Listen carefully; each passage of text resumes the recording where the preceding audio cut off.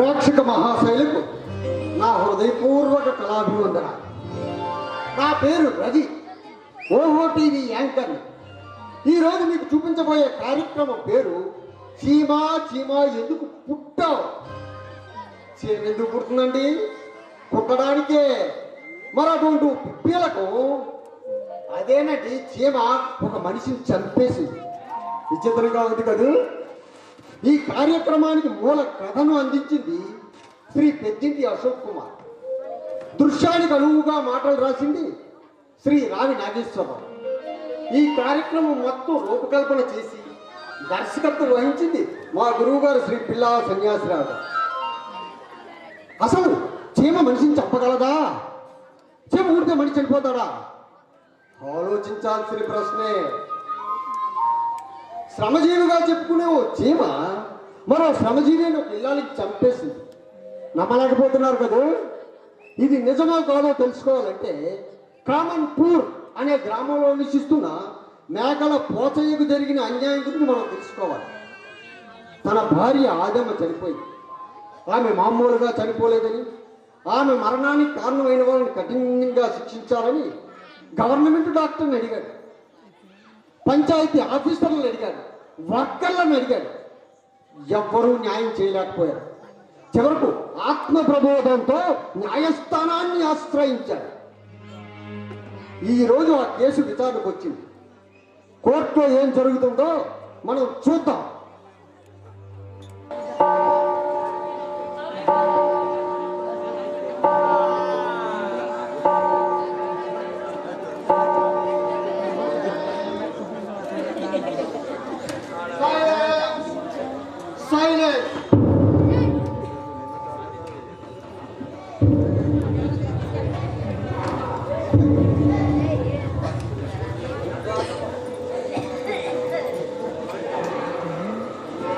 CC number 100/20. మేకల పోచయ్య, మేకల పోచయ్య, మేకల పోచయ్య.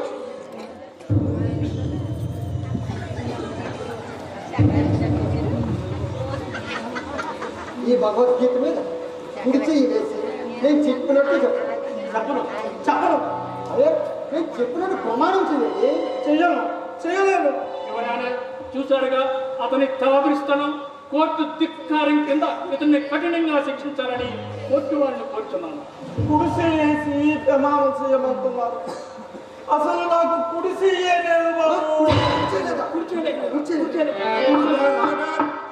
ఆయన చెప్పినట్టు చెప్పండి చాలు. దేవుడి మీద ప్రమాణం చేసి అంతా నిజమే చెప్తాను. అంతా నిజమే చెప్తాను. అబద్ధం చెప్పండి. అబద్ధం చెప్పండి. నీ పేరు? మేకల పోచేయండి. చూడు పోచయ్య, నీ చెయ్యిలా పోయింది.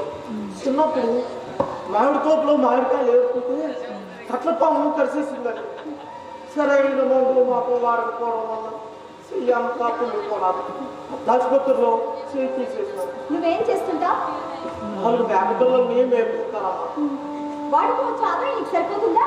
అంటూ వచ్చేది సరిపోదమ్మా. మేకపాలు ఊళ్ళు కొనరు. అవి బాగా మేపి పెద్ద చేసి నాశనం దుకాణానికి అమ్మేయడమే. అవి కూడా ఇప్పుడు అమ్మేశాను. మరి నీ జీవనోపాధి ఎలా? మా అద్దం ఉండేది కదమ్మా. ఆదమ్మంటే? మా ఆవిడ నన్ను చూసి ఓ ఊళ్ళో పిల్లనియకపోతే మా మేనమామ పెద్ద మనసు చేసుకుని మా ఆదమ్మ నాకు ఇచ్చి తెలిసి నన్ను ఉంటుందని తెలుసు కూడా మా ఆదమ్మలను మొడవాడి. నేనేమి సంపాదించలేదని తెలుసు కూడా మా ఆదమ్మలను మొడవాడి. పిల్లమే కూలీ నాలి చేసి సంసారాన్ని సాధించారు. నీకు పిల్లలు ఉన్నారా? ఇద్దరు పిల్లలమ్మ. వాళ్ళు ఏం చేస్తుంటారు? అది చిన్న వాళ్ళమ్మ. పెద్దదానికి 7 చిన్నదానికి 5. చూడు పోచయ్య, అసలు ఏం జరిగింది? నీ భార్య ఎలా చనిపోయిందో కోర్టు వాళ్ళకి చెప్పుకో. ఎలా చచ్చిపోనాది అంటే ఏం చెప్పాలి? నడిచి పెట్టలా ఉందా? ఉక్కులా ఉండేది. సంతలో ఎకరా పొలంలో ఉరుమోట్లు వేసేది. ఊళ్ళు కూడా నేను ఉరుమోట్లు ఇవి కాకుండా వచ్చేది. అవి తెచ్చే కూలి డబ్బులతో 4 పిల్లలు బతుకుతున్నామమ్మా. అంత ఉక్కులా ఉండే మనిషి ఎలా చనిపోయింది? ఏదైనా యాక్సిడెంట్ జరిగిందా? నాకేం లేదమ్మా. మూర్తులు విరోచనాలు అయ్యాయి. వాంతులు విరోచనాలు ఏంటి? మనిషి చనిపోతుందా హాస్పిటల్ తీసుకువెళ్ళదా? తీసుకెళ్ళాను. ఏయో పరీక్షలు చేసి సూదు మంది ఇచ్చాను. అరగంట పోనాక నీ పిల్లల్ని చచ్చిపోనాడు. డాక్టర్ నిర్లక్ష్యం వల్ల నీ భార్య చనిపోయిందంటావా? మీరే చెప్పాలి. నాదమ్మ అన్యాయంగా నన్ను చేసి వెళ్ళిపోవడం, పిల్లలు అనాథలైపోవడం, తల్లి లేని పిల్లలైపోవడం,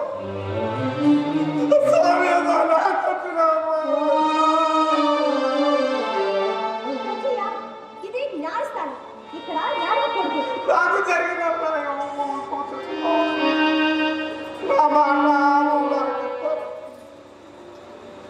నాదమ్మ అన్యాయంగా చచ్చిపోవడం, నా సంవత్సరంలో శిక్షించాలి కావాలా? అధ్యక్షుడేవరైనా ఈ పాచైది నిరాధారారోపణ. ఏ సాక్షిని విచారించకుండానే ఈ కేసుని కొట్టివేయవచ్చు. నా భార్యకు ఏ జబ్బు ఉందో ఎవరికి తెలుసు?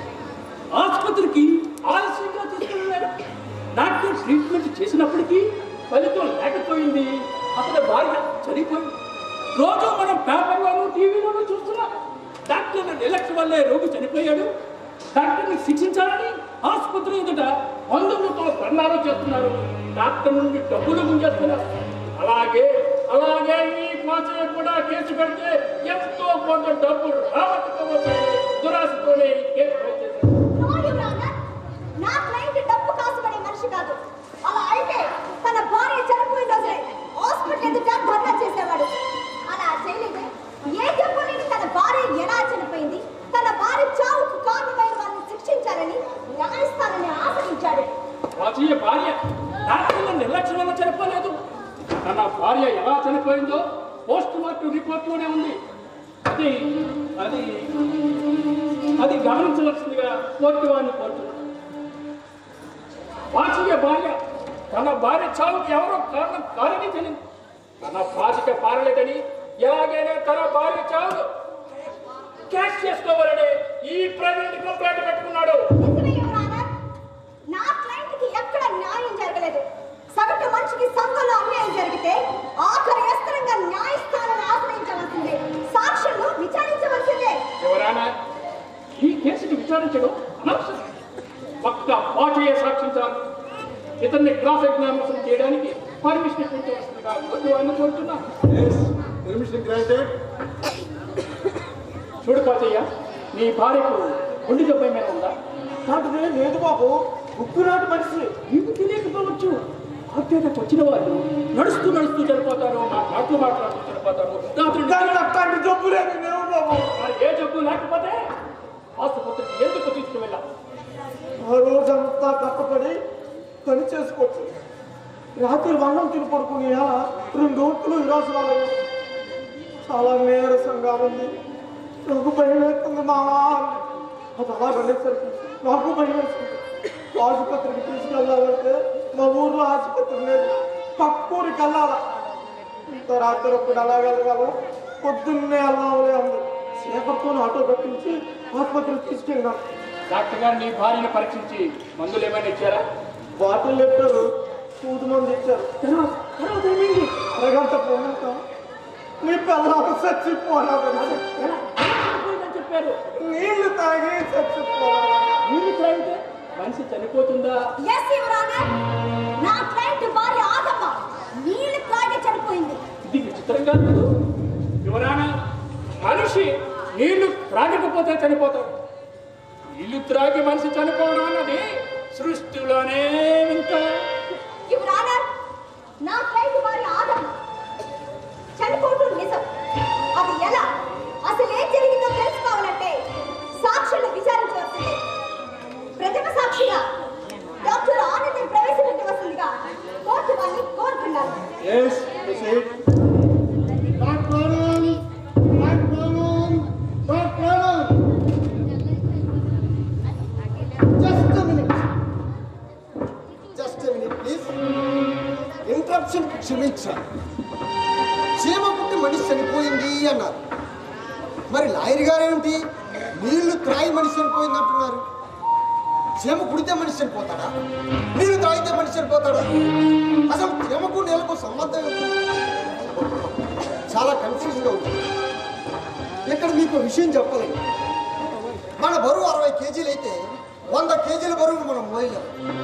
కానీ చీమ తన బరువుకి 20 రెట్లు 20 టైమ్స్ అధిక బరువు సులువుగా మోయగలదు.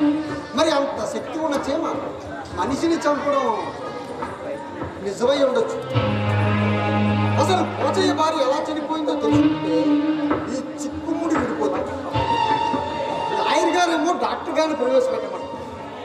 డాక్టర్ గారు ఒక్కరే వచ్చి విషయాలన్నీ చెప్పేటండి దృశ్యంగా చూస్తే బాగుంటుంది కదా. ఆగండి ఆగండి ఆగండి. ముందుగా మీరు అందరూ నన్ను క్షమించాలి. మొదట్లో మీకు విషయం చెప్పడం మర్చిపోయింది. దీనిలో పాత్ర చాలా ఎక్కువగా ఉంది.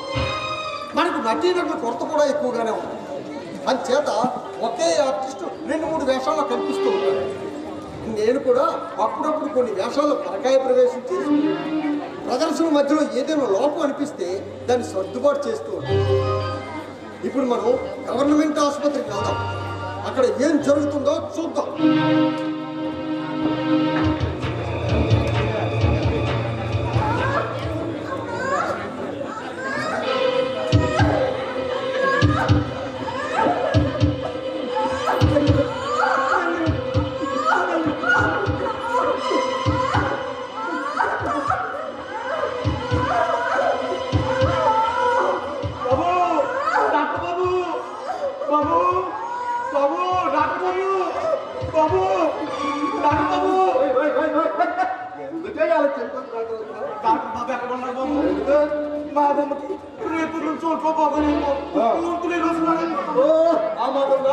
ఆసుపత్రి బరిగిరికి వచ్చేయారా?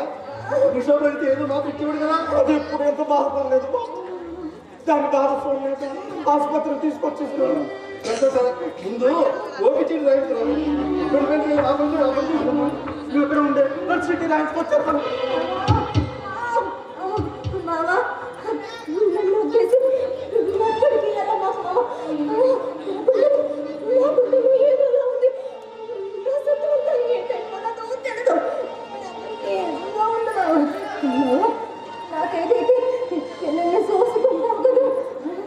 నీకేంటి కాదే అట్లాంటి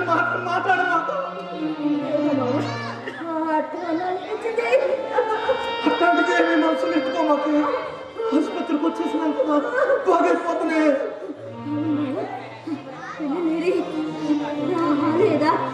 ఆసుపత్రికి ఎందుకని ఎక్కట్లకి గప్ప చెప్పేస్తున్నాను. వాళ్ళ గురించి నువ్వు ఏం పెట్టుకోకే. ఇప్పుడా అయ్యే వేసుకొని బతిమాలి ఆటో కట్టించి తీసుకొచ్చినాం. నీకు బాగైపోతే తీసుకొస్తాను కదా. చీటీ రాయించుకొచ్చేస్తాను.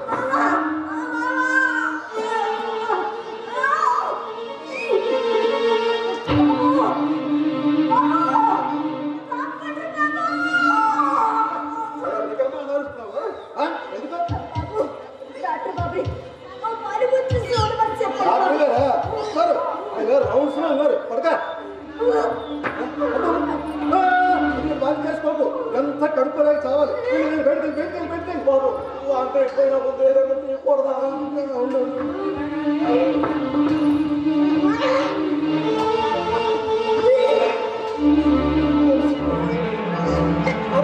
ఇందులో మనం చూసుకోలేదు.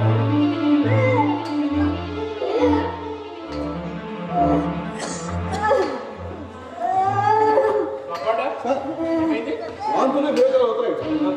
ఇప్పుడే వాంతి చేస్తున్నాను సార్. యావలేకపోతాను సార్. సరే నేను చెప్తాను. ఏదో ఒకసారి డాక్టర్ గారు చూస్తారు. డాక్టర్ గారు ఒకసారి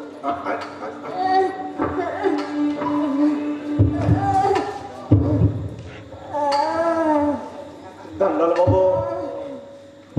వాంతులు విరేచనాలు ఎప్పటి నుంచి అవుతున్నాయి? రేత్రి 1 అవుతున్న తర్వాత 2 వంతులు ఈ రోజులు అయ్యాయి బాబు.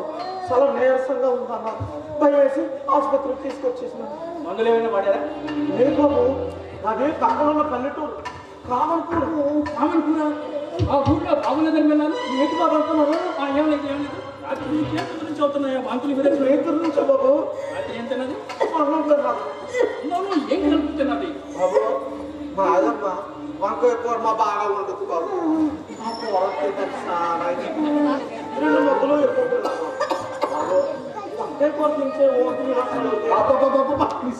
ఆమెను అర్జెంట్గా తీసుకెళ్తాను. 2 సిలిండర్ బాక్స్ బ్లడ్ టెస్ట్ చేయించు. చూడు ఆమె ఇంజక్షన్ కూడా అడిచే నేను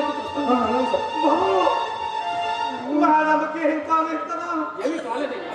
రాజులు విరోచనాలు అవటం వల్ల ఒంట్లో శక్తి అంతా పోయింది. ఆ శక్తి రావడానికే సిలిండర్ బాక్స్ ఎక్కించుకున్నాను. నాకు చాలా భయం వేస్తుంది దానికి ఏదన్నా నా రూపంలో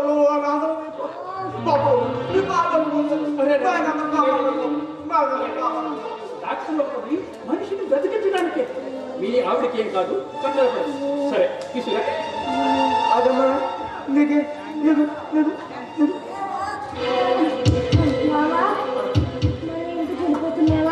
ఇంటికి కాదే అటుగురు ఆసుపత్రిలో చేరుకోమంటున్నారు.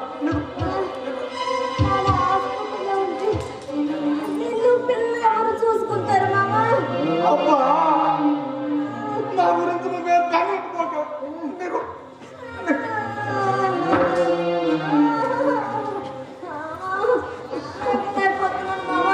బాబు కమ్మడు బాబు బాబు కమ్మడు బాబు ఎందుకంటే మళ్ళీ పిలుస్తున్నావు?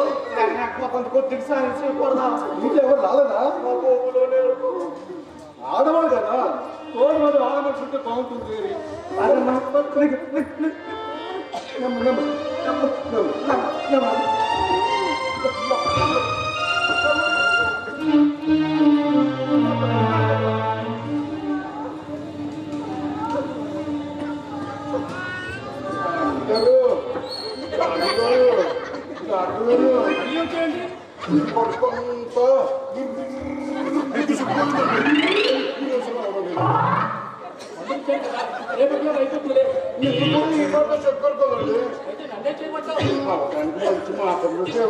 ఆ మాత్రలు ఎక్కువగా వేసుకుంటే అవి అవ్వకుండానే పైకి పోతాం. తగ్గేటట్టు చూడండి బాబు, వేగ తగ్గేటట్టు చూడండి. నీకేమో విరోచనం అవటం లేదా? వీళ్ళ ఆవిడకేమో విరోచనం అయిపోతున్నాయి. యాభై గోళ వినాలి. సార్ వీళ్ళు ఆవిడ రిపోర్ట్లు నువ్వు వెళ్ళి నీ ఆవిడ జాగ్రత్త చూసుకో. ఇప్పుడు ఆ చెయ్యి కదలకుండా పట్టుకో. ఆ ప్రాసెస్లో అయిపోతుంది. సారు పడుకుంటూ సిగ్నల్ వచ్చేస్తుందండి. నేను చెప్తే సరిచేస్తుందండి. ఈ రోజు అవ్వలేదండి. చాలా ఇబ్బందిగా ఉంది. ఇవ్వండి. నీకు టానిక్లు మందులు ఇంజక్షన్లు పనిచేయవయ్యా. కాంపౌండర్ ఇతను తీసుకున్న బడ్డకి ఎన్ని పని చేస్తారు?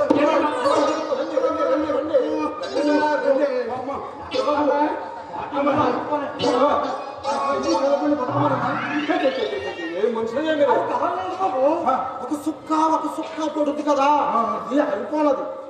గలగల మాట్లాడే పులుపు పొలుపు లేకుండా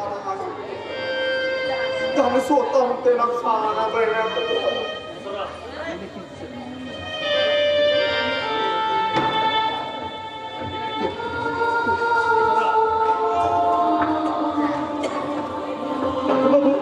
మేడం పోయి కళ్ళు తెచ్చిందా మాట్లాడుతా చెప్పండి. మా ఇంటికి వెళ్ళిపోవచ్చా? మేడం ఇంటికి తీసుకెళ్ళిపోవచ్చా? తీసుకెళ్ళిపో. నీ అదమ్మ చనిపోయింది. ఈ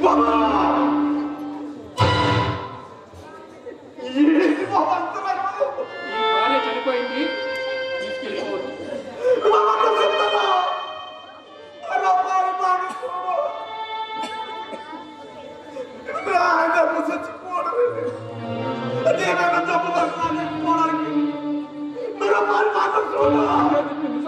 మీ ఆవిడ చనిపోయింది.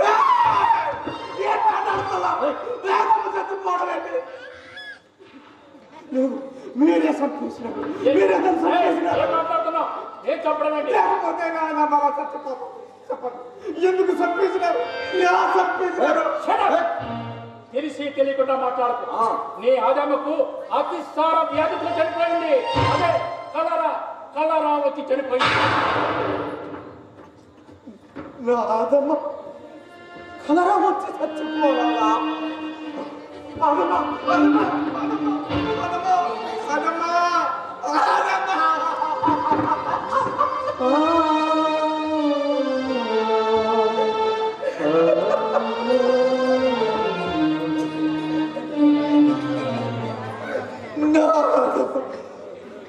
రామోజీ చచ్చిపోతా.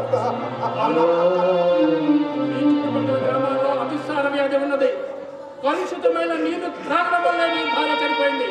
కాంపౌండర్ మనల్ని బ్లేమ్ చేస్తుంది కాబట్టి ఆ బాడీని పోస్ట్ మార్టం కింద రిపోర్ట్ ఇచ్చేద్దాం. నాన్నమ్మని చంపేయడమే కాకుండా ముక్కలు ముక్కలు చేస్తారా? నన్ను ఒప్పుకోను.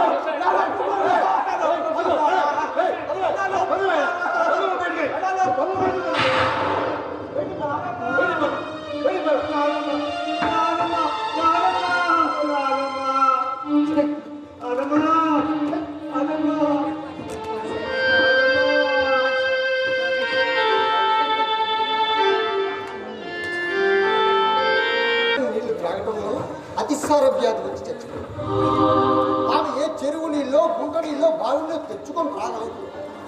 మోచ ఇంటికి పైపు ఆ కుళాయిలో వచ్చిన కలుషితమైన నీళ్లు త్రాగటం వల్ల డాక్టర్ గారి ట్రీట్మెంట్ కొంత లోపం జరగడం వల్ల ఆమె చనిపోయింది.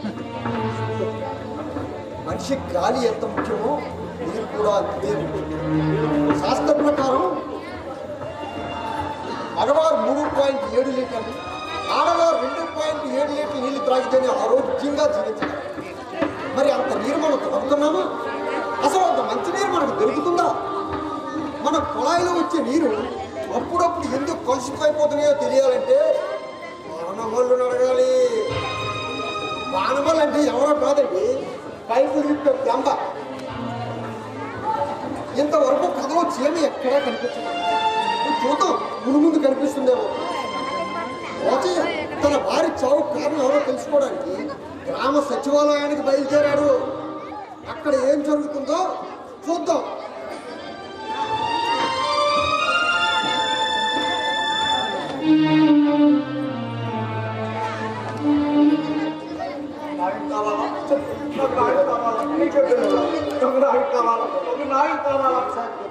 చెప్పావు కదా నాయకు కావాలా? ఏంటో నువ్వు నాకు చెప్పు. నీ పైపులో నాకు వెచ్చు నీ పిల్లలు చచ్చిపోతే నన్ను చేయమంటా? నాకు న్యాయం కావాలా? న్యాయం కావాలా? అది ఎక్కడైనా దొరుకుద్దేంటి? కొన్ని తెచ్చి నా పిల్ల వాడు ఇప్పుడు నీళ్ళు తాగి చచ్చిపోవాలని డాక్టర్ చెప్తున్నాడు. వాడి పైపులో నా వెంచు నీవు అక్కడికే నీళ్ళు ఇచ్చినట్టు మాట్లాడుతున్నా. ఊళ్ళో ఉన్న పైపులన్నీ ఇస్తున్నాను, అందరూ తాగింది అని. వాళ్ళెవరికి రాంచావు, నీ పిల్లలకి ఎలా వచ్చేది? ఆ డాక్టర్ ఏదో చేసి ఉంటాడు, వెళ్ళండి. ఆ డాక్టర్ నేను నిలదీసినాను. నా తప్పు ఏమీ లేదు, వాడు ఇప్పుడు నీళ్ళు తాగి నీ యాదం చచ్చిపోవాలని రిపోర్ట్ ఇస్తున్నాడు. ఆ రిపోర్ట్ పెట్టుకొని నేను రెండుకే బిగించేద్దామని వచ్చేసినా. కరెంట్ పోయినా నన్నే తింటారు, మోటార్ కాలిపోయినా నన్నే, పంప్ రిపేర్ అయినా నన్నే. ఒక్క రోజు కానీ పొల ఎక్కకపోతే తపాలాలు, బకెట్లు, బిందులు పట్టుకొని యుద్ధం చేయడానికి. నీకు అర్థమంతా చెప్పుకుంటే ఏంటాము? నాన్నతో చెప్పుకోవాలా? నా పిల్లలు తప్పిన వాళ్ళని శిక్షించాలా? నాకు న్యాయం కావాలా? శిక్షించాలని నా దగ్గరికి వస్తే నమ్మేడు చేయమంట. పంపు తీసి నార్మల్ సెక్స్ చేయించేసి జైలు ఎట్టి చెట్టబెట్టి నా పని చేయడం. ఈ ఊళ్ళో ఒక పడలేక చచ్చిపోతాను. జైల్లో వెళ్తే 3 పూట్ల పుల్లుగా భోజనమే పెడతారు. నీ ఆధారం చంపిస్తానని నాన్న ఒప్పించుకుంటాను. నన్ను తీసుకెళ్ళి జైలు ఎట్టించి నిన్ను జైలు ఎట్టించితే నాకే వస్తుంది. నాదో తప్పులో శిక్షించాలా? నాకు న్యాయం కావాలా? న్యాయం కావాలా? నీకు ఎవరు అన్యాయం చేశారంటే అదే కావాలా? నా పిల్లలు చంపిన వాళ్ళని శిక్షించాలా? నాకు న్యాయం కావాలా? ఊరు నాయనో ఇదెక్కడ గోలరా బాబు అన్నట్టు శివుడు గుడకాడ పైపు లైన్ పగిలిపోయింది. అది నీ ఇంటికి వచ్చే పైపు లైనే. పక్కనే పుల్లు కారం ఉంది. ఆ కారంలో పుల్లు నీళ్లు, నీ పైపులో మంచి నీళ్లు కలిసిపోయిండొచ్చు. అది మిగతా నీ పనులు చచ్చిపోయిండొచ్చు. ఇలాంటిది ఏదో జరుగుతుందని ఆశావర్త పుష్పానికి నెల రోజుల నుంచి మొత్తుకుంటూనే ఉన్నాను. పంపులు చేయించాం. పైపు లైన్ పగిలిపోనాదని తెలుసు, కాలంలో నీరు కలిసిపోతున్నాయని తెలుసు. నెల రోజుల నుంచి బాగు చేయలేకపోతున్నావు. పోనీ నీళ్ళు రాకుండా పైపు లైన్ కట్టేసినావా అంటే అది లేదు. నా పిల్లం సాగు కారణం నువ్వే కాబట్టి నిన్నే శిక్షించాలి. మూర్తిలాగా ఎర్రజండి నీయలు ఎర్రది జండి నీయలు అని అలా ఎగిరిపోతున్నావు. నీళ్ళు ఇవ్వడమే నా బాధ్యత. పైపు ఇప్పాను అంతే. నీకు న్యాయం కావాలంటే ఆశా వర్గ పుష్పం నీకు న్యాయం జరుగుతుంది. ఎందుకంటే ఊళ్ళో వాళ్ళు అందరి బాధలు చూసింది ఆయామే కదా. ఆయాం ఎక్కడ ఉంటుంది? నారదంగా ఊరంతా తిరుగుతూ ఉంటారు. వచ్చే టైం అయింది, వస్తాను. ఎక్కడే ఉంది నాతో మాట్లాడినట్టు ఆయంతో మాట్లాడామనుకో ఎలక్ట్రిక్ ప్యాక్లో ఏం వెళ్ళినట్టే సూర్యకాంతానికి అమ్మ ముగ్గులాంటి. జాగ్రత్త. మేము చెప్పు నేను చెప్పు చూపి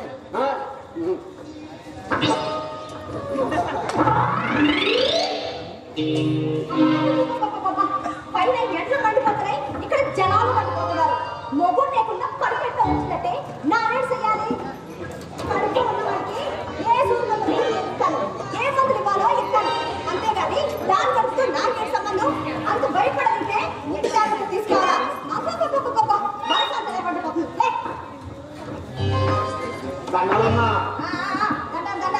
ఎవడా నువ్వు? నీకేం కావాలా? ఆయం కావాలా? నా పిల్లలు చక్కగా శిక్షించాలా? నానేమన్నా ఆర్డర్ ఆర్డర్ అని వేసే జడ్జి అనుకున్నావా? నీ పిల్లల్ని చంపడానికి శిక్షించడానికి. ఇదిగో నీకు న్యాయం కావాలంటే పోలీస్ స్టేషన్కి పో, లేదా కోర్టుకో. నా పిల్లలు చచ్చిపోనాది. నా పిల్లలు చచ్చిపోనాది. నా పిల్లలు చచ్చిపో. నీ పిల్లలు చచ్చిపోతే నన్ను ఏం చేయమంటావురా? నన్ను కానీ ఇంటికి వచ్చమంటావా? నన్ను పోషిస్తావా? ఎందుకు తల్లి నాకు నేను లానర్ చేసుకుంటానా అంటే నువ్వు వచ్చేమంటూ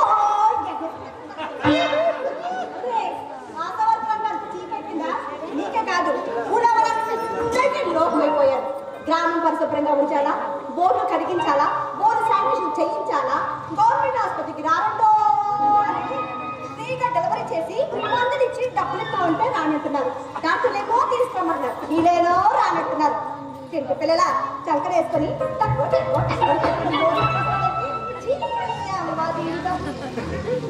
ఆ పిల్లాన్ని చంపిన మీరు శిక్షించాలా? న్యాయం కావాలా? న్యాయం కావాలా? ఏమిట్రా మాట్లాడుతున్నా? న్యాయం కావాలని న్యాయం కావాలంటున్నాను.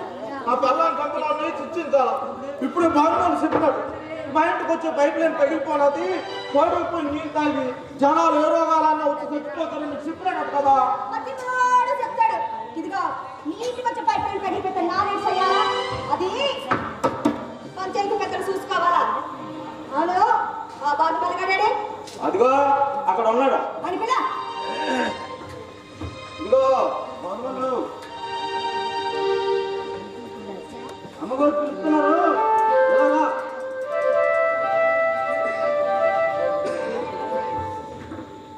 ఏంట్రా కొంప తీసి నన్నుగా మీరు తీసిన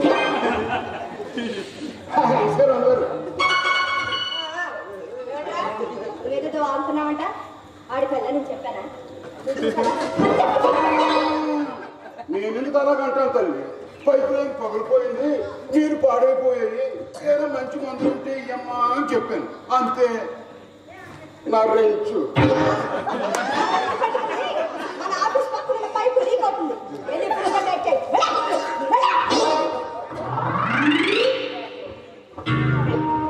ఆ పైపు కదిలిపోతే నాకేంటి సంబంధం? నానేం చేయాలా? ఆ ఎంత మందులు ఇవ్వలేదు.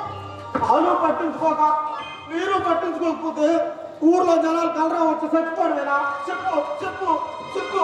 ఏమంటో ఆఫీస్ అమ్మ మొబైల్లో మాట్లాడుతున్నావు? నీ సమస్య నాది కాదు. ఆ పైపు దాటం వల్ల రోగం రావటం నిజం. చూడు, ఆ విషయం ఎంత అసిడెంట్గా జోసెఫ్ చెప్పారు. అతిసార మందిని ఇంటికి పంపించండి అని చెప్పారు. ఆయన పంపించలేదు. ఆయన స్పందించుంటే నీ పిల్లని చచ్చిపోయేది కాదు. ఏంటమ్మా నువ్వు చెప్పేది? నా పిల్లలు సోలు కారు బాగుళ్ళు అంటే నాను కాదు నువ్వు అన్నాను. నిన్ను అడిగితే నాను కాదు ఎంత ఆఫీసులు అంటున్నావు. ఇంతకీ నాదమ్మ సోలు కారు ఊళ్ళు చిచ్చించాలా? ఊళ్ళని చిచ్చించాలా? ఊళ్ళని చిచ్చించాలా? నీ పిల్లని చచ్చిపోయిందని ఊళ్ళో వాళ్ళందరికీ శిక్ష చేస్తావా? నీ పిల్ల ఒక్కరితో చచ్చిపోలేదు, చాలా వచ్చి చచ్చిపోదు, వయసు అయిపోయి చచ్చిపోదు, పాడైపోయిన నీళ్లు తాగి చచ్చిపోదు. నేను అదే చెప్తున్నాను. ఆ ఎంతేసినట్టు మంతులు ఎప్పుకోబట్టే నీ ప్రాణం చచ్చిపోయింది. ఇదిగో నువ్వు వేసే శిక్ష ఏదో ఆడికి చెప్తే ఆడికి శిక్ష తవేటి చేయరా బాబు. ఆడిపోకుండా పల్లెక నుంచి చచ్చిపోతున్నాను. ఇదిగో ఇవాళ రేపు వస్తాడు. నెల రోజుల నుంచి వస్తామన్నాడు కానీ రావట్లేదు. ఇవాళ వస్తాడేమో చూద్దాం. ఆ బాబు వచ్చే వరకు నన్ను ఎక్కడే ఉంటావు. నాకు న్యాయం జరిగే వరకు నన్ను ఇక్కడ నుంచి కదలను. హలో హలో నేనే వ్యవసాయ మాట్లాడుతున్నాను. ఏమిటి మధ్యాహ్నం 2 గంటలకి అర్జెంటు మీటింగు ఉన్నదా? నేను రావాలా? ఓ ప్రభువా, ఎన్ని మీటింగులు పెట్టేదారు. చూసుకొనలేకపోతున్నాను. అదనముగా మరో 3 గ్రాములు తగిలించి తిరిగి మీకు ఎవడు లోకుగా దొరికితే వాడినే వాడించుకుంటారు. గట్టిగా అడిగినచో కలెక్టర్ గారు ఆర్డర్ అడిగారు. ఓ ప్రభువా, భార్యతో 10 నిమిషాలు మాట్లాడడానికి సమయం లేకుండా పోతున్నది. బాబు నాకు ఎవరు పోసేయండి. ఎవరైనా ఎంత చూద్దరు? నేనే. నీకేమి రోగం వచ్చినది? చందా కోసం వచ్చినావా? ఓ ప్రభువా, ఎంత శిష్టించనగా ప్రతి వాడికి గ్రామంలో ఎవరికి ఏ రోగం వచ్చినో నేనే రావాలి. పోలియో చెప్పులో మేమే వెయ్యాలి, మెదడు వ్యాధికి మందులు మేమే గ్రామమైన చూసుకొనగలను. ఇంతకీ నీ భార్యకు ఏమి రోగం వచ్చి చనిపోయినది? నీళ్లు తాగి చచ్చిపోనా? నీళ్లు త్రాగి సచ్చినను, పాలు త్రాగి సచ్చినను మనం ఏమి చెయ్యబద్దము? ఎవరు సంగతిని ఎవరికి శిక్ష వేసినావు? మీరు మందులు ఇవ్వబట్టే నా పిల్లలు చచ్చిపోలేదా? ఏ సైతాన్ ఏ బాబు చెప్పాడు? ఆయమ్మ చెప్పినది. ఏమి పుష్ప? నేను నీకు మందులు ఇచ్చుకోలేదా? అలాంటే మోజు అందుకే ఇచ్చింది.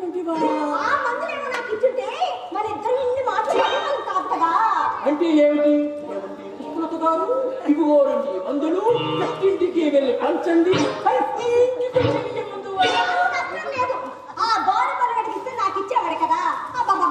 ఎన్నైనా చూసుకోవాలి. ఇక్కడ డాక్టర్ ఆనంద్ గారేమో ఆపరేషన్ తక్కువైపోయి తీసుకురా ఒకటే ఫోన్. వీళ్ళే చూసుకోవాలా? దీనికి మందులు ఇవ్వాలా? వాళ్ళే చూసుకోవాలా? వాళ్ళకి మందులు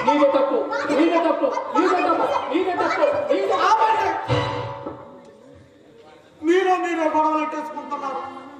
నేను ఆదపు సోపు నన్ను ఊరి చుట్టించాలా? అది అది మందులు ఇవ్వకపోతే శిక్ష నాకు వేసిన. నాకు నువ్వు మందులు ఇవ్వవలసిన బాధ్యత ఆ పంచాయతీ సెక్రటరీ.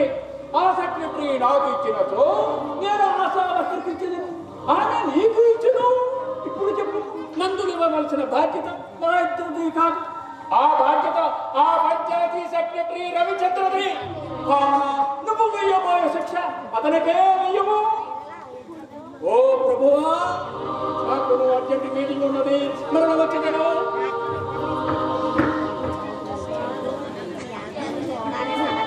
ఇల్లి మీద ఎలక మీద నెపాలు నెట్టేసుకుంటున్నాయి. ఎవరికి వారే దగా చేసి తప్పించుకుంటున్నారు. ఈ దగా కోరులో ఎలా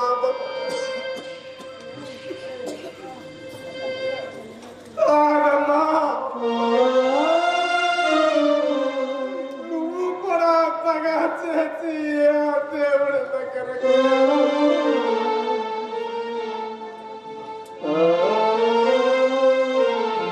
నాకు పిల్లలు ఎలా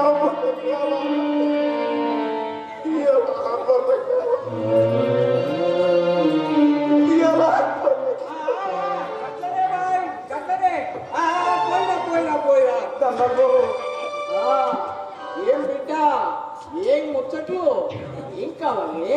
నమస్తే సార్, వాళ్ళ ఆవిడ చనిపోయింది సార్. మందు గా రిపోర్ట్ ఇచ్చి వెళ్ళు. 3 దినాల తర్వాత డెత్ సర్టిఫికేట్ వచ్చింది. నా పిల్లలు చచ్చిపోరాదండి. ఆవిడ చెప్పింది కదా. మీరు మందులు ఇవ్వకపోతే నా పిల్లలు చచ్చిపోరాదు. అక్కుత కుసితే ఆ లపుట్నా కొడుకులు పాలమల్లు గాడా, జోసఫ్ గాడా, లేక నీ కళ్ళు ఎప్పుడు నా మీదే ఉంటావు. నేనెందుకంటాను? నా చేన నోటి దూలా కురుదా. అసలే నోకు నాలుగు లేదని.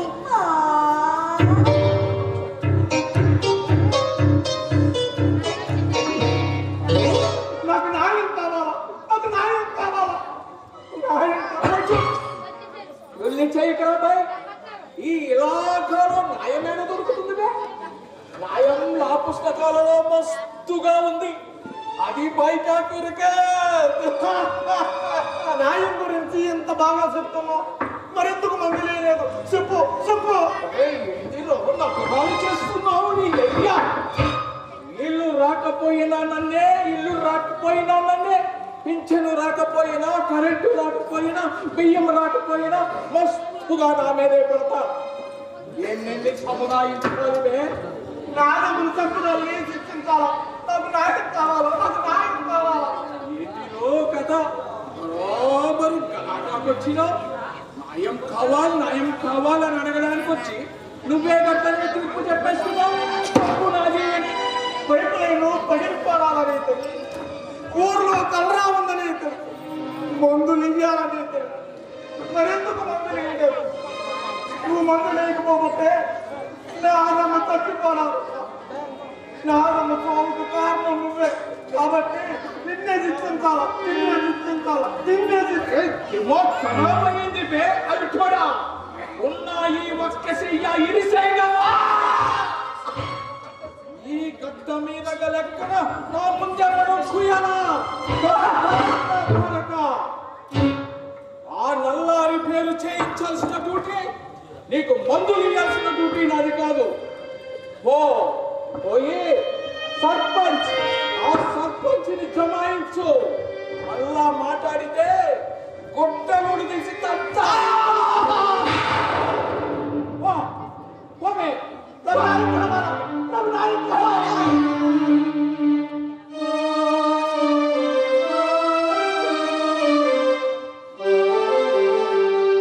ముఖ్యంగా 3 కావాలి. గాలి, నీరు, ఆహారం. గాలి లేకుండా 3 నిమిషాలు, నీరు లేకుండా 3 రోజులు, ఆహారం లేకుండా 3 వారాలు మాత్రమే మనిషి బ్రతకాలి. ఈ 3 మనకు ప్రకృతి ప్రసాదించిన ప్రసాదం. వీటిని కొంతమంది దాచుకొని కల్తీ చేసి కలుషితం చేస్తున్నారు. తప్పు చేస్తున్నారు.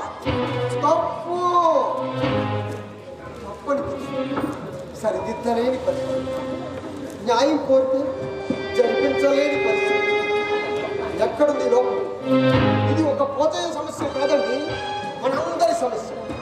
ఎప్పుడో ఒకప్పుడు ఏదో ఒక సందర్భంలో మనందరికీ ఎదురయ్యే సమస్య. కథ మొదట్లో చీమ గురించి చెప్పుకోండి. మనిషిని చంపిన చీమ అని. శివాజ్ఞ లేనిదే చీమైనా పుట్టదంట. శివాజ్ఞ కాలేదేమో, చీమ ఎక్కడా కనిపించదు. మరి ఎక్కడ పోచయ్యా? ప్రజాస్వామ్యంలో ఈ మానవుడు అచేతనంగా పడి ఉన్నారు. ఇక్కడ మంచినీళ్ళు కూడా కానీ ఈ సామాన్యుడు వేదన, రోదన, ఇతనిలోని ఆశ చచ్చిపోయి బ్రతుకు మీద విరక్తి పుట్టుకొచ్చి కుప్పకూలిపోయాడు, తెరమరుగైపోతున్నాడు. నిర్జీవంగా పడిన ఇతనికి నేను జీవం పోస్తాను, ఆత్మబోధ చేస్తాను, జపసత్వాలు అందిస్తాను. పోచయ్య, ఓ మేకల పోచయ్య గారు. ఎవరు బాబు తమరు? నన్ను పోరు అని పిలిచినప్పుడు నీ ఆత్మను, నీ అంతరాత్మను ఆలోలో నాకు బాధపడ్డం లేదు బాబు. నీలోని మనిషిని, నీలాంటి మనిషినే. వద్దు బాబు, నాతో పోల్చు. నేను శాతకారు, సేవ లేను,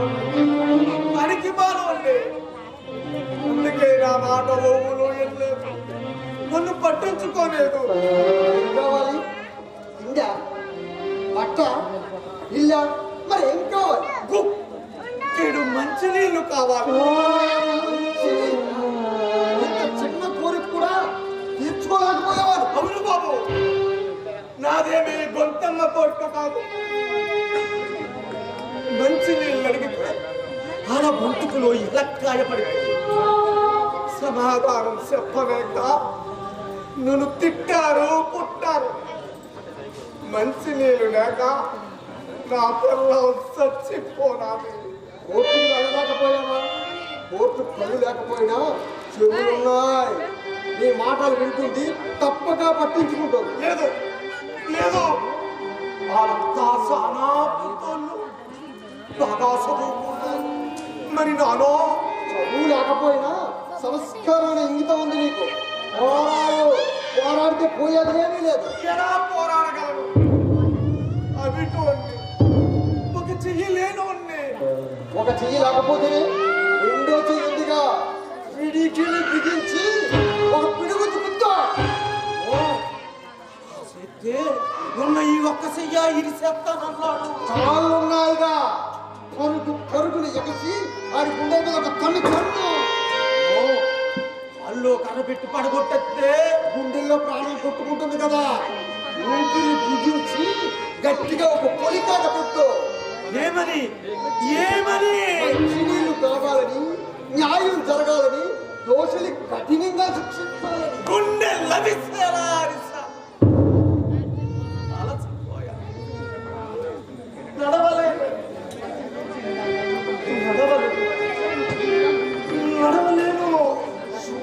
తీసుకొని కోర్టు పెట్టు. ఎక్కువ ఎక్కువ ఎక్కువ ఎక్కడ భయం జరుగుతుందంటావా? తప్పగా జరుగుతుంది.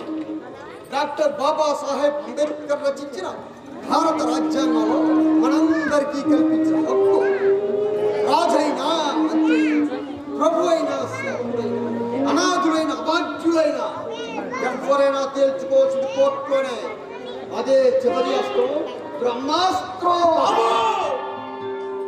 ఈ యావ వీరుల కొండంత నిబ్బరమిచ్చారు, సముద్రం అంత సత్తుమిచ్చారు, కొత్త ఊపిరి పోసారు. ఈ ఊపిరినంత వరకు పోరాడతాను, పరిగెడతాను, ఒలికేస్తాను. పదండి తోసుకు పోదాం పోదాం పై పైకి. పదండి ముందుకు పదండి తోసుకు పోదాం పోదాం పై పైకి.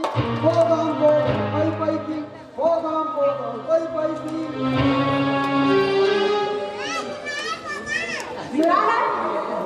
మొత్తం చూశారుగా, తన భార్య చనిపోయిన వాళ్ళని శిక్షించాలని గవర్నమెంట్ డాక్టర్ని, పంచాయతీ ఆఫీసులో ఉన్న వాళ్ళందరినీ నిలదీశారు. తప్పది కాదని తప్పించుకొని కాంట్రాక్టర్ కాపర్ మీదకి నెట్టివేశారు. అంతేకాదు రానా, దివ్యాంగుడు అని జాలి కూడా లేకుండా దారుణంగా తిట్టారు, కొట్టారు. ఆత్మ ప్రబోధంతో కోటికెట్టారు. కాబట్టి రానా, కాంట్రాక్టర్ కాపాడమని ప్రవేశపెట్టవలసిందిగా కోర్టు వారిని కోరుతున్నారు.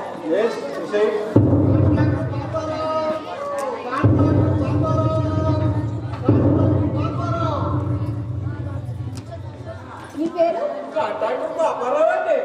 శివుడి గుడి దగ్గర పైప్ లైన్ మీద కాంట్రాక్ట్ తీసుకున్నారా? ఎన్నాళ్ళు తీసుకున్నారు? సంవత్సరంలో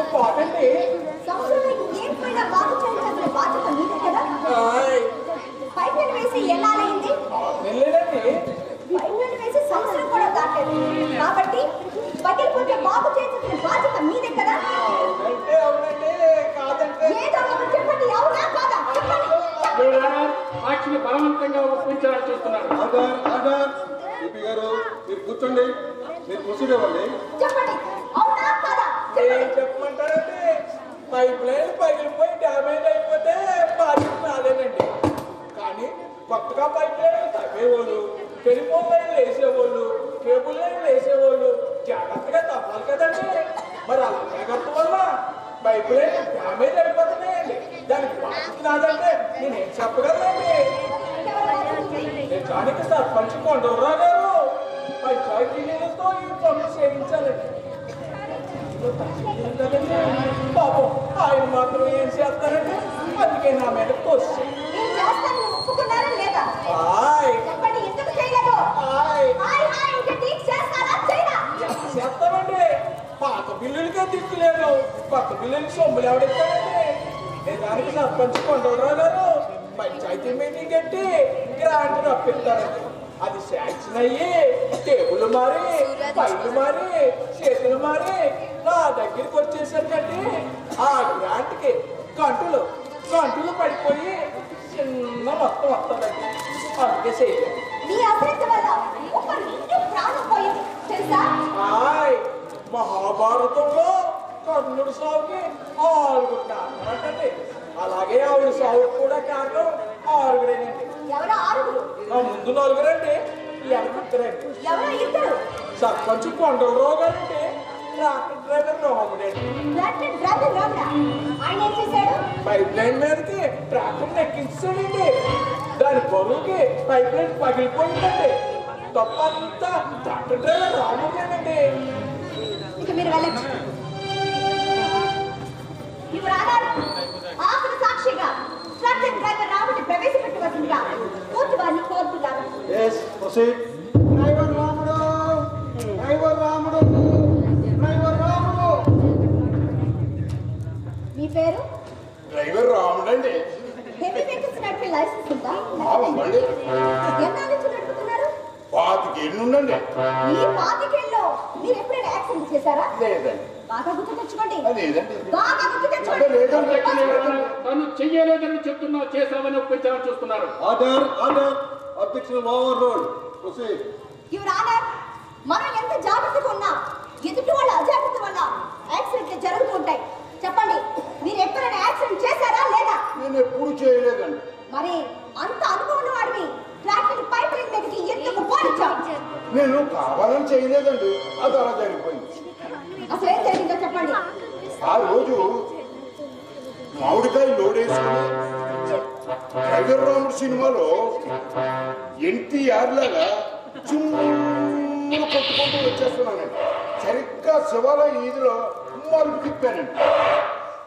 ఆ ఈది బాగా ఎత్తండి, హైట్ అన్నమాట. గేరు మార్చి ఎక్కేస్తున్నాను. సడన్ గా కుక్క పిల్లట్టు వచ్చి కష్టం బ్రేక్ వేసాను. అంతేనండి, నా కాలు మీద టక్కన పుట్టిందండి చీమ, ఎర్ర సీమ, కొండు సీమ నా కొండ లాగేసింది బాబోయ్. వెంటనే బ్రేక్ పెరిచి కాలు తీసాను. పాటలు అదుపు తప్పి జరజరా వెనక్కి జారిపోయి పైప్ లైన్ మీదకి వెళ్ళి ఆగి. మరి ఆ బరువుకు పైప్ లైన్ పగిలిపోయి ఉండొచ్చు కదండి. అంటే నీ తప్పు లేదంటావు. చీమ కొట్టడం వల్ల ఆ పైప్ లైన్ పగిలిపోయిందంటావా? మరి అంతేనండి. ఇంకెవరైనా సాక్షులు ఉన్నారా? కొంపదీసి చీమనే సాక్షి పిలుస్తారేమో. ఇంకెక్కడ సేవండి, టక్కన కొట్టగానే పట్టుని కొట్టి చెప్పేశాను. చీమను చంపినందుకు నాకు కానీ శక్తులు అవుతారా? ఇక మీరు వెళ్ళచ్చు. వివరాల సాక్ష్యాధారాలన్నీ విన్న మీదట ఈ కేసులో ఎవరు తప్పు లేదని చేత తెల్లమవుతుంది. తన భార్య చావుకి ఎవరు కారణం, ఎవరిని శిక్షిస్తారు? ఎవ్వరు బాధ్యులు కాదు కాబట్టి ఈ కేసును కొట్టివేయవలసిందిగా కోర్టు వారిని కోరుచున్నారు. యువర్ ఆనర్, పీపీ గారు చెప్పినట్లు నా క్లయింట్ వారి ఆదమ చావుకి ప్రత్యక్షంగా ఎవరు బాధ్యులు కాకపోయినా పరోక్షంగా అందరూ బాధ్యులే.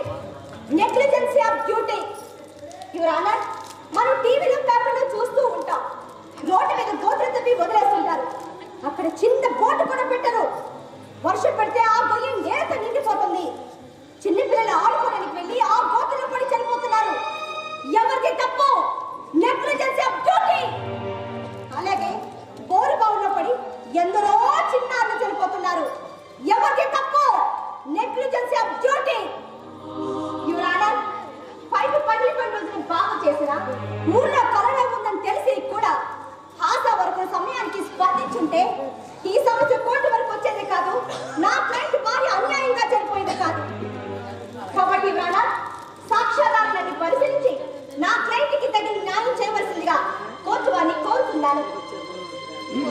పోచయ్య, నువ్వు చెప్పుకోవాల్సిన ఉందా? ఏటి చెప్పమంటారు? ఇదంతా చూస్తా ఉంటే చిన్నప్పుడు మా అయ్య చెప్పిన కథ గుర్తుపడుతుంది. అనగనగనగనగా రాజుగారట 7 కొడుకులట ఏటకెళ్ళారట, 7 చేపలు తెచ్చారట, ఎండబెట్టారట. ఒక చేప ఎండలేదట. ఈ తప్పంతా ఒక సేవ మీదకి పెట్టేశారట.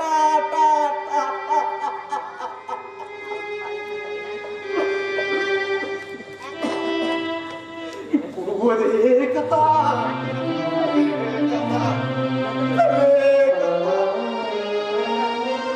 గవర్నమెంట్ ఉద్యోగస్తులు, డాక్టర్లు, లాయర్లు, పెద్ద పెద్ద ఇంజనీర్లు తప్పు తమది కాదని ఎదుటి వారి వైపే చూపించి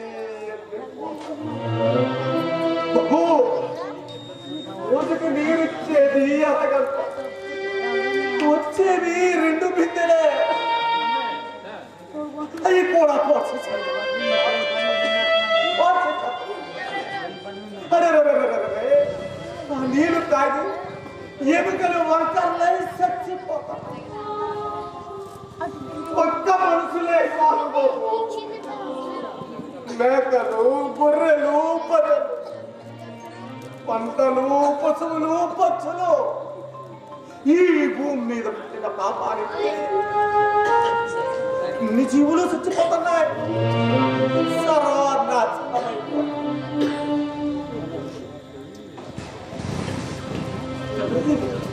తప్పెవరిది?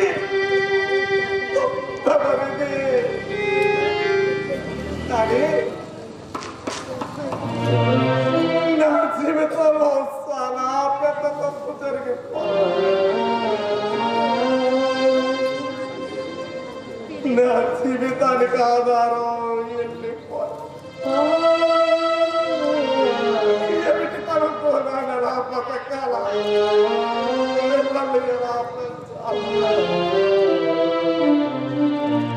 బాబు. దానం 4 పాదాలు నడుపుతుందంటారు. అది నిజం కాదు బాబు, నిజం కాదు. ఒంటి కాలు మీద కుంటుకుంటూ నడుస్తాం. అమ్మ, నా అమ్మ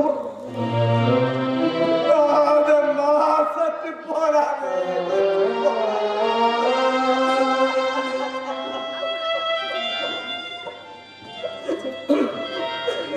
సాక్ష్యాధారాలను పరిశీలించిన పిమ్మట వాద ప్రతి వాదనలు విన్న తర్వాత ఈ తీర్పు ఇస్తున్నాను. నెగ్లిజెన్సీ ఆఫ్ డ్యూటీ అన్నది చాలా ప్రమాదకరం. నెగ్లిజెన్సీ అన్నది ఎదురనే కావచ్చు.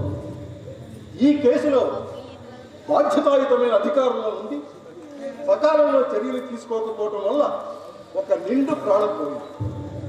కుటుంబానికి ఆధారమైన వ్యక్తిని కోల్పోయింది. దీనికి బాధ్యత ఆ గ్రామ పంచాయతీ వహించవలసి ఉంది. ఐపీసీ సెక్షన్ 304A ప్రకారం గ్రామ పంచాయతీ నుంచి 5 లక్షల రూపాయలు నష్టపరిహారంగా మేకల పోచయికి ఇవ్వవలసిందిగాను, మరియు అదే గ్రామ పంచాయతీలో దివ్యాంగుల కోటాలో తగిన ఉద్యోగం కల్పించవలసిందిగాను తీర్పు ఇవ్వడమైనది.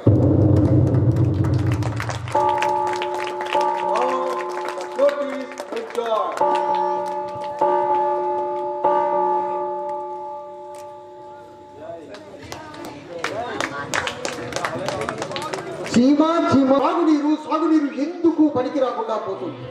విపరీతంగా బోర్లు వేస్తున్నాం, నీళ్లు తోడేస్తున్నాం, విచ్చలవిడిగా వాడేస్తున్నాం. నీటిని దుబారా చేయకుండా, కలుషితం కాకుండా కాపాడుకుందాం.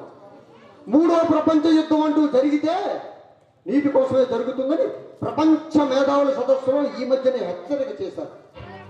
కాబట్టి వర్షపు నీటిని కూడా చుక్క ముడిసిపెట్టి ఉంచుతాం. భావితరాలకు పుష్కలంగా మంచినీరు అందిద్దాం. ఈ జలయజ్ఞంలో పాల్గొనాల్సిన బాధ్యత నాది, మీది, మనందరిది అని తెలియజేస్తూ సెలవు. కార్యవర్గ సభ్యుల చేతుల మీదుగా